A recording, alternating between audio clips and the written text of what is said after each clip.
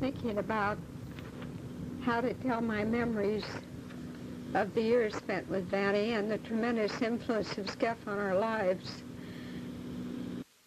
And I think the best way to develop the story is to start from the beginning when I first met Vanny.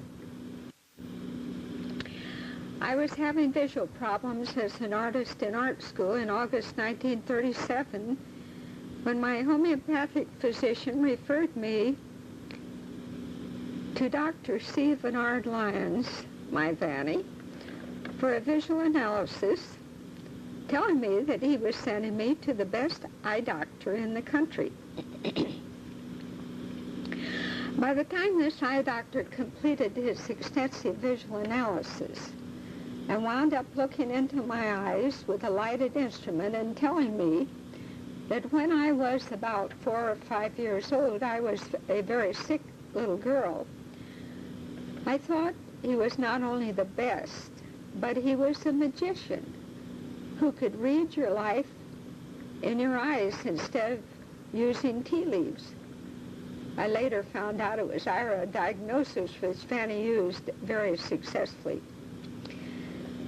As my visual training, which he did himself at that time, progressed, I became so interested and excited with the fabulous and exciting work that I asked if he would consider employing me, which he did in January of the following year. At that time, Vanny was study group chairman in San Francisco for the Bay Area. So one of the conditions of my employment was that I would study whatever he felt I needed to study to become a visual training assistant, and that I would attend the twice monthly study group meetings. There were about 10 optometrists who attended regularly and 5 or 6 other assistants. We were required to work right along with the ODs on case studies and checking, chaining, and typing cases. I recorded for Vanny in the examining room so I would become familiar with the analytical and the sequence of findings. Vanny gave me reams of OEP material to study. Ralph Barstow speaking for assistance, Marge Tomey Ebro's chapters on visual training, and George Croce's collection of papers, as well as countless other writers. Vanny had volumes of technical material from the syntonic meetings he attended, which I studied with difficulty, but kept at it because it was so fascinating. It was a good thing my visual training had helped my reading because I spent most of my time at it. Vanny spurred me on by telling me that the day he looked forward to was when I could answer questions myself that came up in the study group. From the first, the name of Skeffington became as well known to me almost as much as my own name. I could easily recognize that he was Vanny's mentor and a hero of vast dimensions. As the months passed during the first year, I grew increasingly more curious to meet this person and find if he was larger than life as Vanny had painted him. When December came, so did Skeff for a San Francisco seminar held at the Cliff Hotel, Skeff's favorite hotel in the country. The meeting had started when we arrived, and Skeff was on the platform speaking in his own inimitable language and voice, dressed in a startlingly white suit, black and white cravat, and spats. As he stalked the platform, he looked awesome, and I stood transfixed. He looked like a hero out of one of my mother's old-time novels of the mythical kingdom of Graustark. During the 2 days of the seminar, I was in a daze. But I was finding that his mind and thinking were even more magnificent than Vanny had described. I took notes, I recorded the case findings he gave us, and I checked and chained and typed the cases. I can still recall how delighted and proud Vanny was when Skeff told him what a lucky man he was to have found such an intelligent assistant. And my response was that that was because I had such an intelligent and dedicated teacher. He and I were married in 1939, and from that time on, each year, when Skeff came in December, we closed the office and spent 2 weeks with Skeff, driving him to all the meetings around the Bay Area, starting with San Francisco, then San Jose, then on to Sacramento, which was only for 2 or 3 years. And then we would go to Stockton and back to San Francisco for 2 or 3 days of wonderful leisure before taking the Cascade train up to Portland for the Northwest Congress.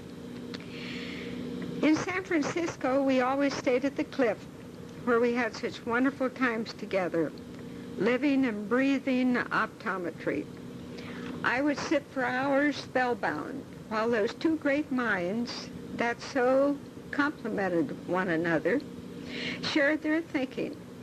And then Vanny and I would listen entranced while Skeff told us about his early life before and after going into optometry, the beginnings of the OEP, and his meeting and early days with Alexander.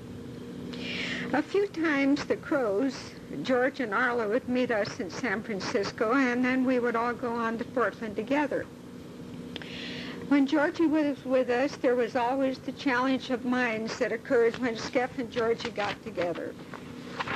Skeff would bait Georgie on some of his favorite subjects that he knew he could get a rise out of.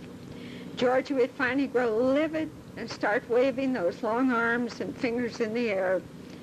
And he would tell Skeff he was his so-and-so bastard and didn't know what the hell he was talking about.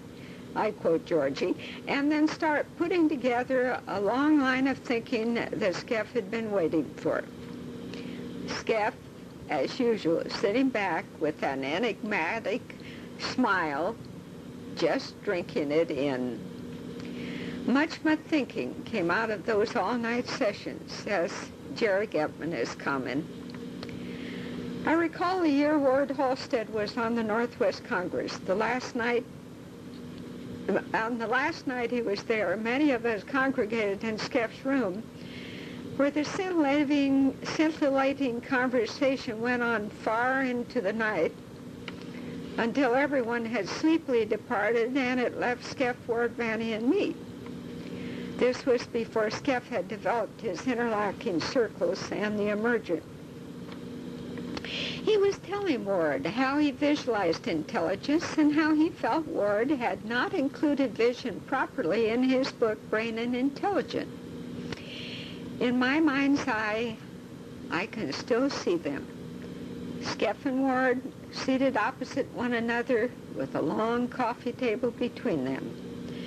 Skeff picked up a piece of paper from the coffee table and roughly sketched his model. I still have that piece of paper someplace. Ward sat looking at it. Then he slowly leaned forward. He looked at Skeff, and he softly said, "Skeff, you old son of a bitch. It's so elegant."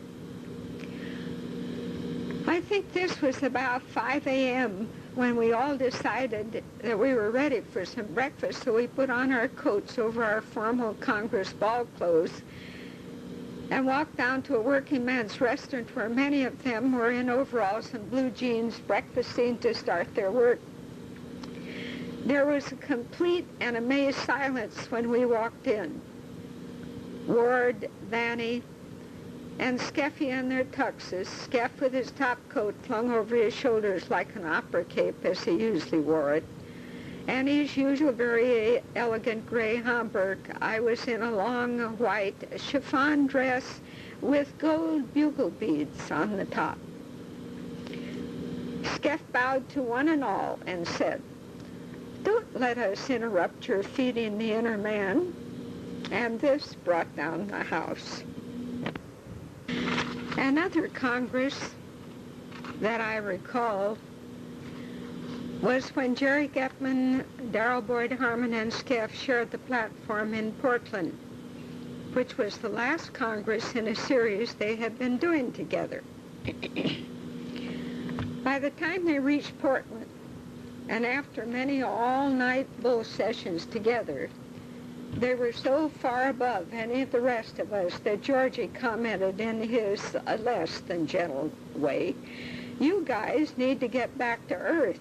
You are so far up on Cloud 9 that the rest of us can only see the soles of your feet hanging over the edge."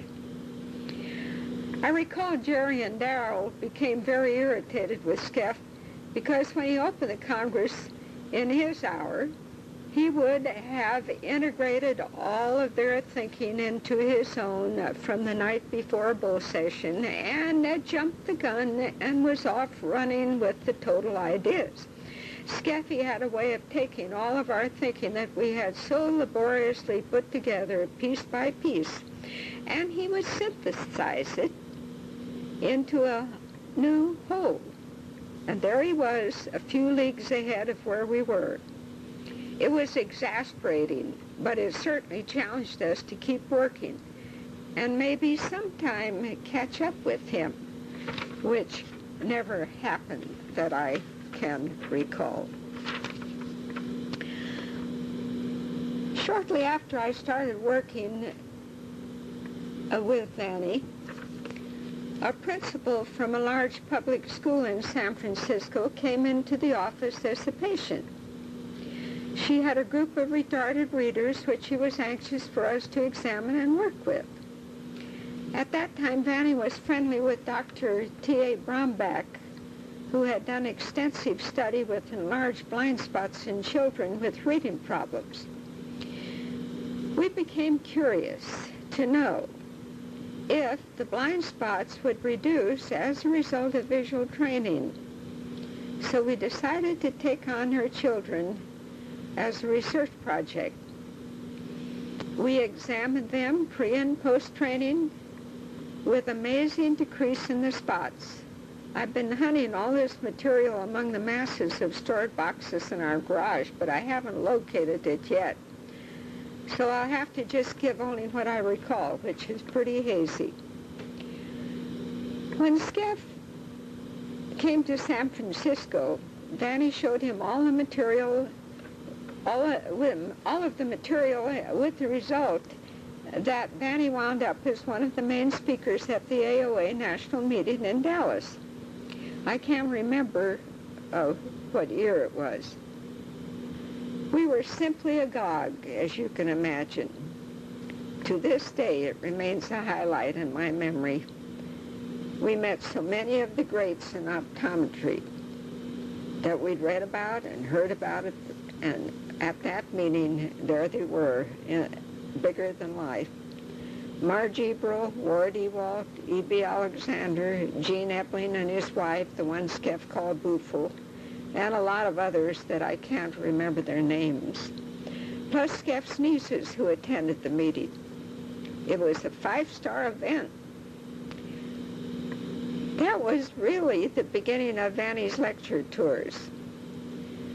In the 40s, it was the custom for the congresses to be held on successive weekends, and they invited the same speaker to 5 congresses in a row to appear at each one. So around 1942, through Skeff, Vanny was invited to do the Congress swing, as they called it. The first was the Middle Atlantic in Pittsburgh, where Vanny and Skeff shared the platform with Emmett Betts. We would meet Skeff at each Congress on the weekends, where he had some famous scientist in tow. Congress speaker, along with Vanny and himself. They were days packed with learning and thinking,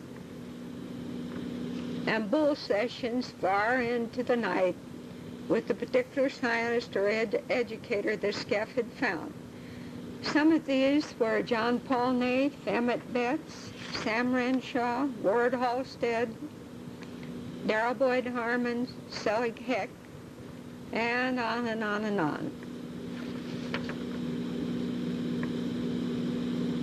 In between the weekends, Vanny would do one-night stands in various cities and towns along the way to the next Congress. The one stop I recall especially was in Zanesville, Ohio, where the hotel we stayed in was so old they had pull-chain toilets, ceilings miles high it seemed, and hallway floors that creaked and rose and fell, and it felt like we were mountain climbing as we walked on them. It was a great adventure all the way, and we loved every minute, even though Vanny worked until he was exhausted, and he wound up with a stomach hemorrhage after we got home.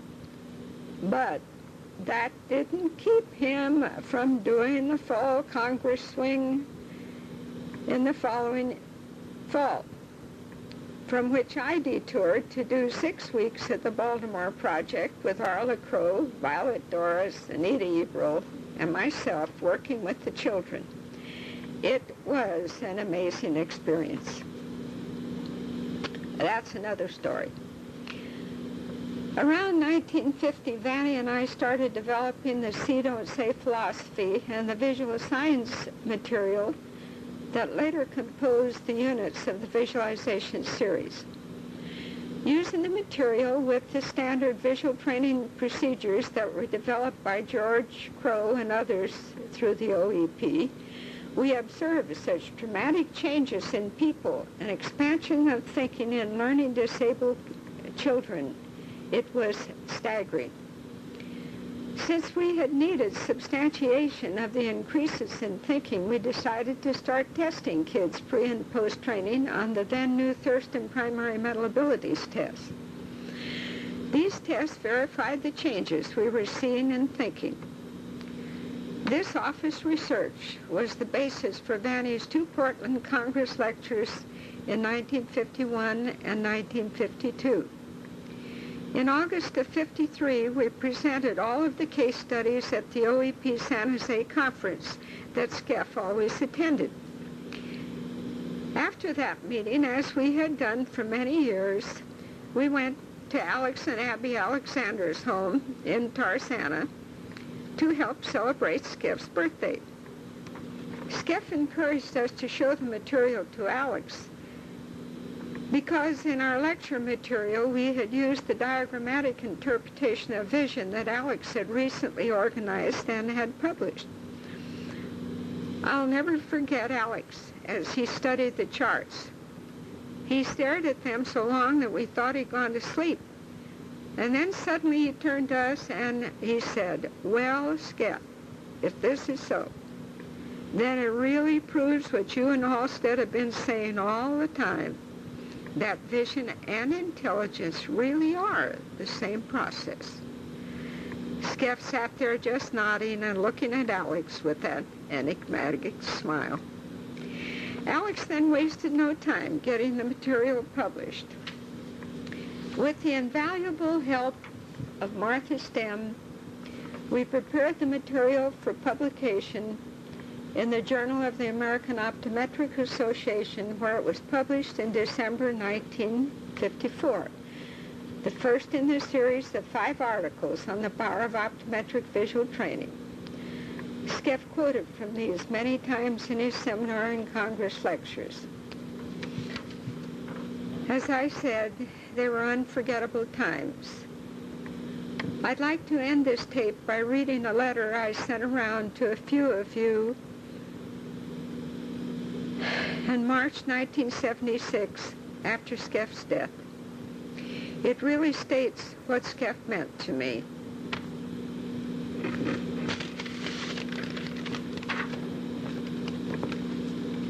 It began, "Dear ones, just a note sharing and joining hands with the ones of us who had our lives so profoundly influenced and changed by that master of wisdom and intellect, Dr. A.M. Skeffington, our Skeffy.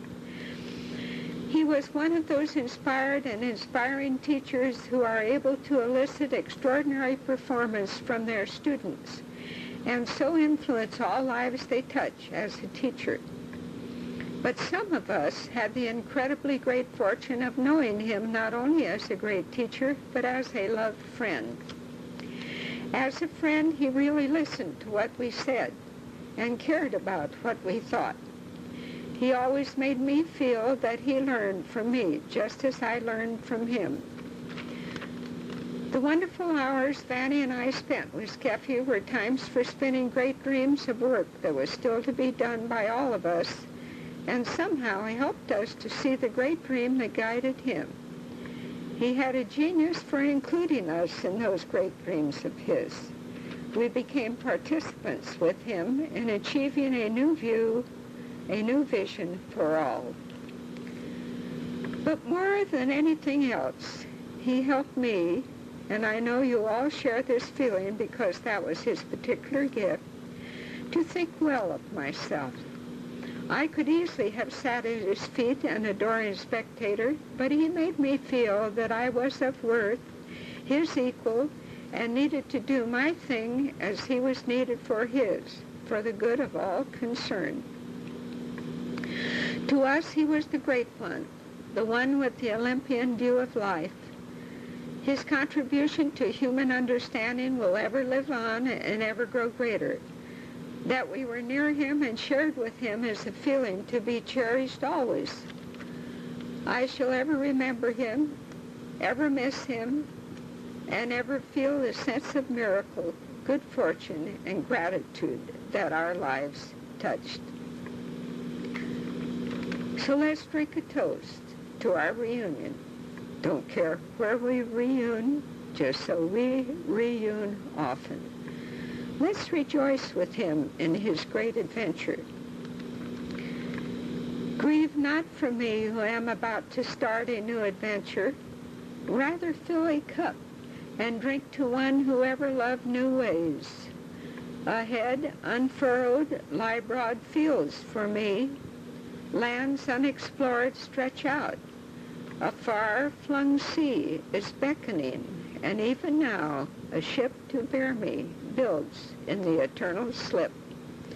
Eager I stand and ready to depart, I and my restless, pioneering heart.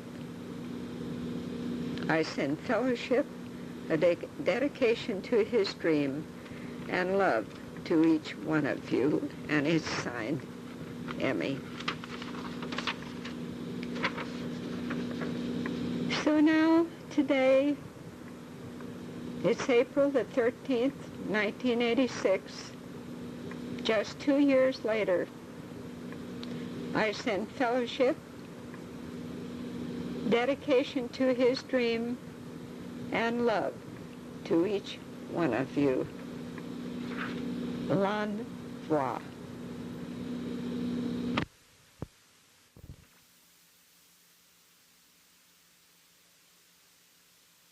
Dr. Friedson, seems strange, but I have the semblance of a voice this morning. Maybe 2 or 3 days I'll have it back again. I want to discuss this morning with you visual training and some of the reasons that it's difficult to make visual training stick. Rather, I should say not to make it stick, but some of the reasons it's difficult to persuade people to take training. In the first place, there is a little problem connected with visual training, and that is that we don't have enough men doing it. They don't know how to do it, and they don't recognize a training case. For recognizing this problem and some of the others connected with postgraduate study, in June, I wrote a letter to the some 400-odd study group chairman of the United States, and I told them this: an entire new generation of optometrists are now in practice. Therefore, we have a twofold problem. One, how do we best interest these new men from different schools and with their varying degrees of understanding of near-point optometry? How do we get them to dig in and learn the basics and assume leadership?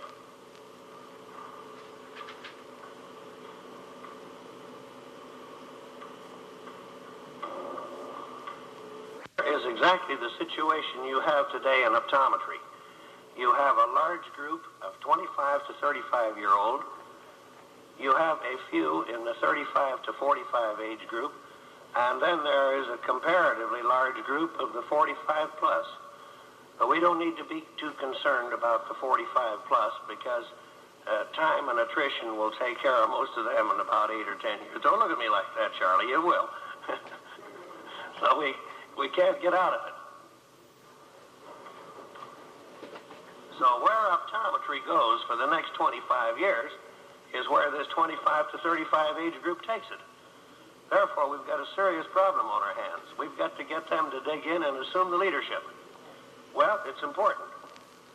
And I said in that letter, they have varying degrees of understanding of near-point optometry. Isn't that right? Every school teaches it. Now, there's two ways of teaching it. One way is to say, here is a system of analysis and care for patients which works. This is the way you prescribe lenses, this is the way you prescribe training, and this is the way you take care of patients' visual problems. That's one way of teaching it. Then there's another way. There's another way that says, here's a routine from 1 to 21. You better learn it, brother, or certain boards will flunk you. But it isn't very important, and after you get it learned and you get it by the boards, you can forget it because you don't need it in practice. Now, don't ask me which schools are which. Just ask the graduates. They'll tell you. They'll tell you. Well, we know that the second type of school is incorrect. And the graduates of that type of school, we've got to get to see the light. So there's our job, is to get that 25 to 35 age group going the way we want them to. Now, in that letter, I said, will you take a few minutes off and tell me what your reaction is and what you suggest and what do you think about the situation? Well, now, that's a typical form letter, and the recipients of that recognized it as such. And ordinarily on a form letter, you get a 1 or a 1.5% response. But on that one, my desk was overwhelmed in about 10 days. They just deluged me with letters from all ends of the country and Canada.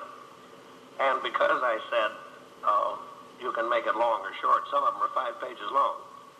So on September 1, I put out a resume to the chairman, the study group chairman, of what their letters had to say.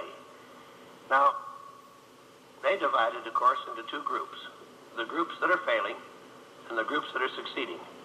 Now, the failing groups told us this. The groups which are failing over a period of time fail for the following reasons. 1, the study group is conceived to be a lodge or a social group. 2, the group feels that unless it has a big crowd at every meeting, it is not a success. 3, outside speakers are brought in to entertain and to discuss anything and everything but analytical optometry. This record, Dorothy, is private. I'm beginning to think it has signs of being a patient who comes in to see you, as Dr. Hofstadter has sagely remarked, has already diagnosed his own case as a visual problem, else why would he be in? Honest oculists tell me that patients don't have any trouble diagnosing their case as not being a visual problem, but a medical problem when they have a glaucoma. Because when they have an eye that jumps like a jumping toothache, they know darn well they don't want a pair of glasses a half diopter stronger. They beat it direct to the oculist. Well, if you have one of those slow, insidious, creeping types of glaucoma, you know, that just sort of sneak up on you and all of a sudden the patient's blind, you know, you hear about those. If you think your patient has one of those, go ahead and complete your services and then refer. But don't make your study group a stalking horse to fix you up so all you do is refer your practice out the window. I said enough about glaucoma. Back on the record now, Dorothy. 4, meetings are held haphazardly or at irregular intervals. 5, there is not enough drive or will to work by either chairman or members. That's what the failures said. Now, successful groups said this. Successful groups adhere to the following principles. 1, their primary purpose is to raise standards of practice and increase proficiency by hard work and earnest study of analytical optometry and visual skills training. 2, better relationships between members are promoted. They know that optometry rises only when most of the optometrists advance by working together as friendly colleagues, not by dragging their feet as suspicious competitors. 3, their chief papers of study are the Yellow Analytical Series and the Barstow papers. 4, a well-thought-out program is arranged and followed meticulously. 5, optometric politics is taboo. 6, the group sticks to OEP subjects without outside distractions. And 7, and most important, the group leader keeps everlastingly at it. Well, you say, look, if I become a study group leader, I have to work harder than anybody in the group. That's right. I have to put out a lot of additional time to learn the questions and answers. That's right. I even have to spend some of my own money for phone calls, postcards, and so forth. That's right. And it takes a lot of time and effort. That's right. But what do you get out of it? You get a little reward. If you want to know a subject, teach it. Teach it. Why does Skeff know more about analytical optometry than any of the rest of us?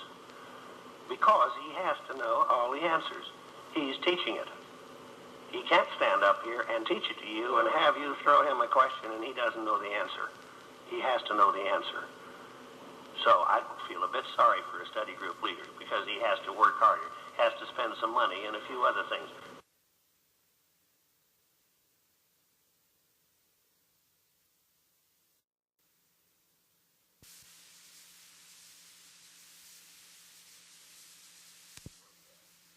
Sure he does. But it makes him the outstanding optometrist in his area. And it does something else for him, too.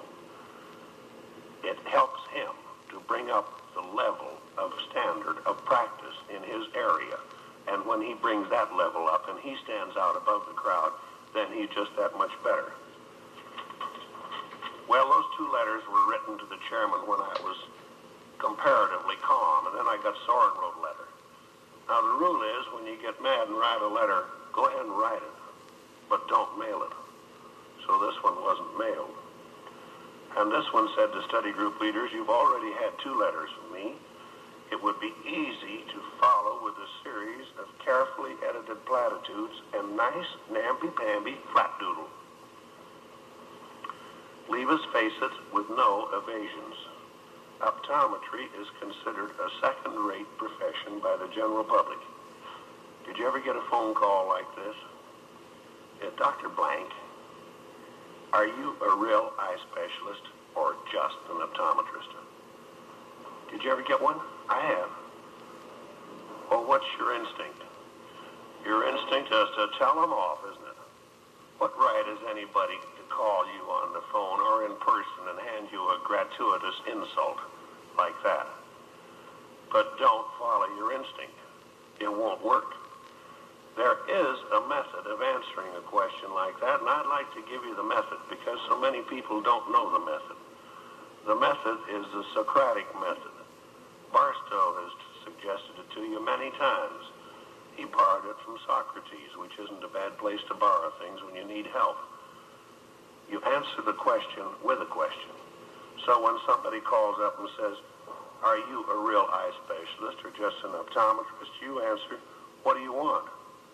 Surgery, or do you have a visual problem? What do you want? And then they'll tell you. In the first place, who wants a knife stuck in his eye? Do you? I don't. I for sure don't. And I don't think you do either. 99 times out of 100, the patient answers, the prospective patient answers, oh, no, I don't want surgery. I have trouble reading, or I've got headaches, or I can't see this and that and the other. Well, let them sound off for a while, and then say, well, from what you told me, you've got a visual problem, all right, and that's my job. I'm a specialist in vision. Aren't you? Doesn't medicine and surgery end about 25 millimeters behind the cornea? And doesn't vision go all the way back? You can trace it back to areas 17, 18, and 19, and then it gets lost in the ramifications of the whole tie-in which it has in the whole body, and you can't isolate it or separate it into its parts. any more than you can separate fusion into its parts and find out what fusion is. So vision takes part in the whole body, and that's your job, is vision. Well, what makes me say optometry is considered second rate? Well, I think I can give you the answer on that one. The answer is that when you check with a patient like this, you will find that he has probably been to a medical man and has gotten a drops, refraction, and a pair of glasses he can't wear. So then he's gone to a quickie fit optometrist and gotten another pair that he can't wear. Well, that's swell. About that time, I'd be looking for a real eye specialist, wouldn't you? But why do I say optometry is second rate? Well, I'll tell you why. When the oculist strikes out, by gosh, he at least gets the bat off his shoulder, doesn't he? He goes down swinging, and that looks better than just standing there and taking 3 strikes.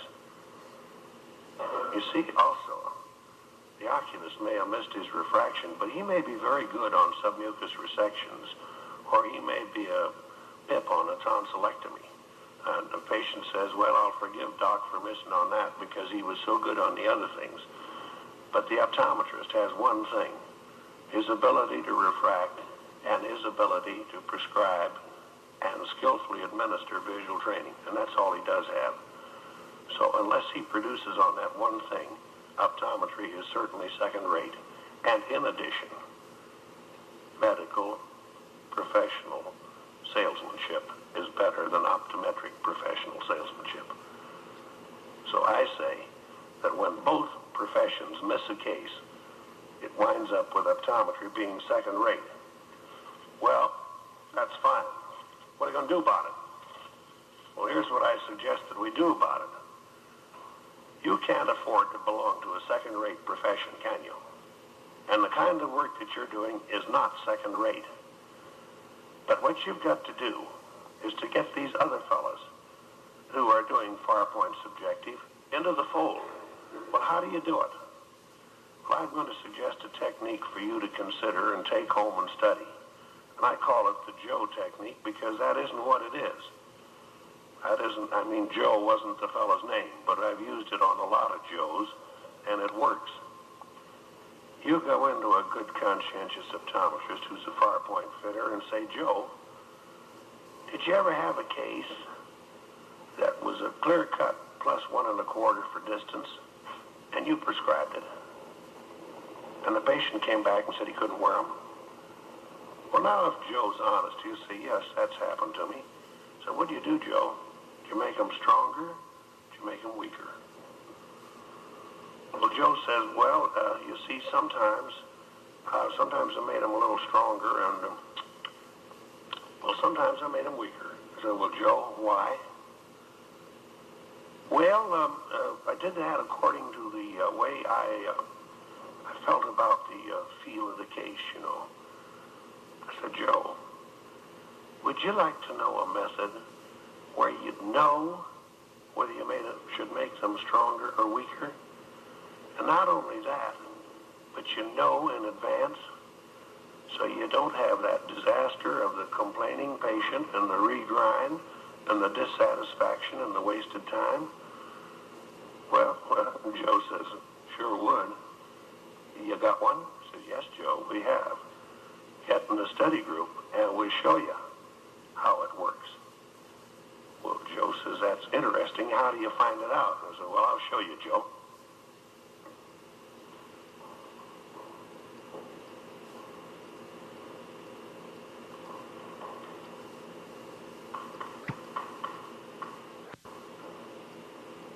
There's a subjective of plus 1 1/4. The patient has never worn glasses. And that is an analytical subjective, meaning that it's the most plus that will allow him to see 20/20, period. He doesn't see 20/15 with that, except he might pick up a letter or two on the 20/15 line, and that's all. That just gives him 20/20. In other words, a crowded plus correction. Well, that's all you know about it if you do a subjective, isn't it? But here's the other things, Joe, that you find out about the case when you do it a la OEP.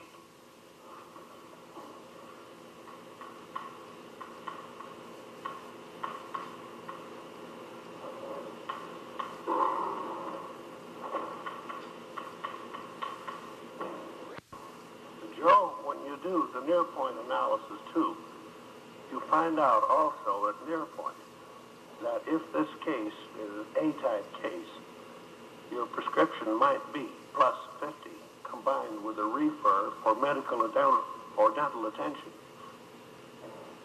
If the case is a B1 simple, the prescription could be plus 1 1/4. If the prescription is a B17, the prescription could be plus 1/4 or plus 50, on and off, and visual training. Not and or, but and. Now, if the case is a B2 simple, the prescription could be plus 50 combined with a plus 1 1/4 add OU, preferably and bifocals, and preferably to be worn all the time. Or if the case is a B27, the prescription could be plus 1/4 or plus 50 on and off at near point and visual training. Not and or, but and. And if the case is a C-type case, the prescription could be plus 50 and visual training. Well, Joe said, how'd you find this out? So we found it out by what we found at near point, which tells us what you can get away with at far point. And your plus 1 1/4, you can see, will take care of only the B1 simple. Well, that's fine. The plus 1 1/4 picks up the B1 simple, don't they? The trouble is, you and I know that you don't see 1 or 2 B1 simples a year, do you? They wait till they get into a lot more trouble before they come in. So those are the things you find out at near point, which tells you what you can do in the limitation of lens prescription. And also tell you that you can't say, well, I would like to do visual training, but I'm too busy. Because that is the way human beings come in. Those are classifications of normal human beings walking the streets of your town and mine. Well, let's see. Let's do it the Smarty Pants commercial way, Joe says. I've heard that the Smarty Pants commercialists cut plus, cut cylinders, cut minus, cut everything. Let's give that a good swift cut and see what happens.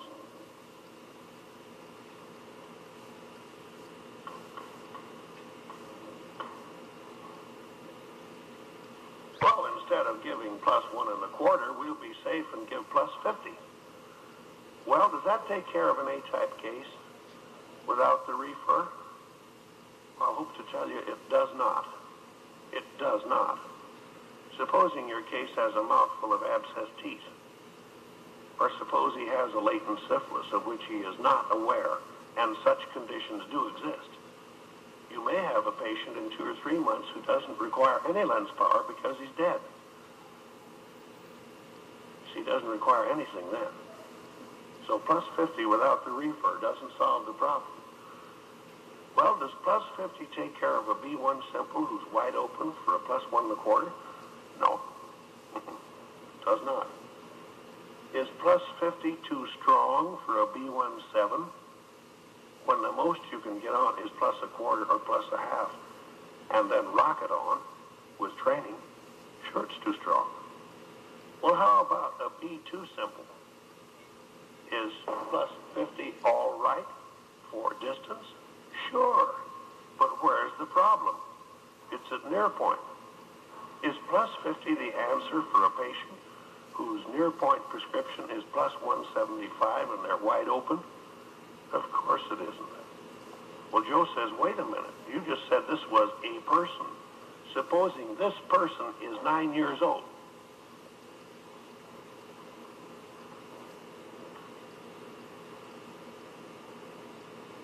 Supposing that person is 9 years old, you mean to tell me you put bifocals on that? Sure do. We sure do. And they work. Well, he says, gosh, that's interesting, isn't it? Now, supposing the patient is a B27. Is plus 50 too strong? Sure is. The most you can start with is plus 1/4 or plus 50 and rock plus on with training. Is plus 50 all right for a C-type case? No, not without the training. Well, how about the training without the plus 50? That won't work either. We tried that 15 years ago. We built ductions until they were regular Hercules as far as ductions went. And then what happened? They went out and fell right on their face again, didn't they? Well, Joe says, where do you learn all this? I said, well, Joe, it's in the study group, but you have to get in and learn it. Well, he says, it isn't simple, is it? No, it isn't simple. Did you ever hear of anything that was worthwhile, that was simple or easy? It takes some brain sweat. But whatever. If I could do it, you can do it. Now come on and get in the study group. Well, that's fine. But Joe says, I have a few more questions to ask you. You know, I've heard you talk about this visual training. So, you know, I've heard it can't be done. I've heard it can't be done. I've read articles about it that you can't train vision. It's just, that's what they call muscle bending, and it doesn't work. Well, wait a minute, Joe. Let's consider what you and I know as adult human beings without anything that we know as optometrists. As adult human beings, let's take a look at a few of the things we do know. Can touch be trained? Did you ever see a touch typist or an expert pianist? Of course it can be trained. How about sense of smell? Did you read in the Saturday Evening Post about 5 weeks ago or so of a man who's built his sense of smell up to the place where he can classify literally thousands upon thousands of smells? You and I can't do it. At present, we can't do it, but he's learned how to do it. Can taste be trained? Did you ever hear of a tea taster? Or a Swiss milk chocolate taster who can bite into a piece of milk chocolate and tell you whether it's Wisconsin Swiss or Switzerland Swiss, and if it's Switzerland Swiss, tell you darn near from which canton in Switzerland it came from, and almost from which cow. Can you and I do it? No. But he learned to train his sense of taste. How about hearing? How about hearing? Toscanini has a 110-piece orchestra going all at once. Way over in the corner. How to tell my memories One guy hits a sour of the note. years spent with Vanny and the tremendous influence of Skeff on our lives. Sure does. Would you and I hear it? And never the know best the way difference. to develop That's why this he's story Toscanini. is to start from the beginning when How I about first telephone? met Vanny. All my life, since I've been I able was to having answer a visual telephone, problems I've as an held a artist in receiver art here school because in I'm August right-handed. 1937 when my If you're homeopathic right-handed, physician referred next time me you get a phone call, stick it to over here Dr. and see C. what Bernard happens. Lyons, my Vanny, Here's what happens to for a me. visual The analysis, person on the other end of the telling phone me that he was backs sending away me to about the 4 best feet. eye doctor in the country. Commences to mumble. And I might say develops By the a voice time this kind eye like I have doctor this morning. completed his extensive visual analysis Well, there. and wound Joe up says looking that's into the my same. eyes with a lighted Your instrument left ear and is better. telling me You're right. that when I was Isn't about so? 4 or 5 years On a old, clock I was tick test, a very at 10 sick feet, I little can hear a girl. clock tick with my right I ear, and thought I have to he get up to was 3 not feet only with the my left ear. best, but he So it was isn't the that. magician But this one who could has read been trained, your life trained in your through years eyes of instead experience to listen to a using tea telephone leaves. and to interpret it.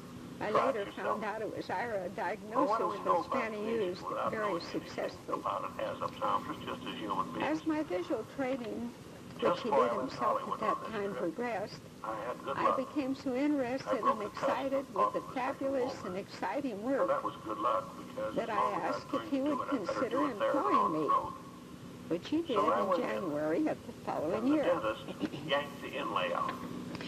At that Now, the time, dentist Banning was study and group his chairman in assistant were San both patients Francisco of mine. for the Bay Area. And they both have good, So one of the acuity. conditions of my employment was So, that I would they study took a whatever look he down felt into I the needed Grand to Canyon. study to become a visual The training assistant, could see the and that problem. I would attend the twice The monthly dentist study could see group the meetings.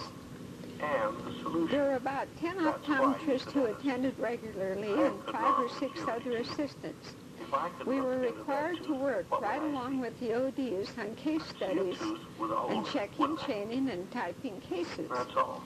I recorded for Now, Vanny in the examining room if I so I could would learn become to familiar see it with the the analytical way the and the dentist sees sequence it, of then I'd be a findings. dentist too. All I have to do is Vanny go to gave me dental school for reams 6 of years, OEP and I know how to material see it to the way he study. does. Ralph Barstow speaking for assistance, Marge Tomebro's chapters on visual training, and George Croce's collection of papers, as well as countless other writers. Vanny had volumes of technical material from the syntonic meetings he attended, which I studied with difficulty, but kept at it because it was so fascinating. It was a good thing my visual training had helped my reading because I spent most of my time at it. Vanny spurred me on by telling me that the day he looked forward to was when I could answer questions myself that came up in the study group. So the watchmaker takes a look From and the takes first, one quick look, and he sees the a name watch of that Skeffington doesn't run. became as well known to me almost as much as my own name. I could easily recognize that he was Vanny's mentor and a hero of vast dimensions. As the months passed during the first year, I grew increasingly more curious to meet this person and find if he was larger than life as Vanny had painted him.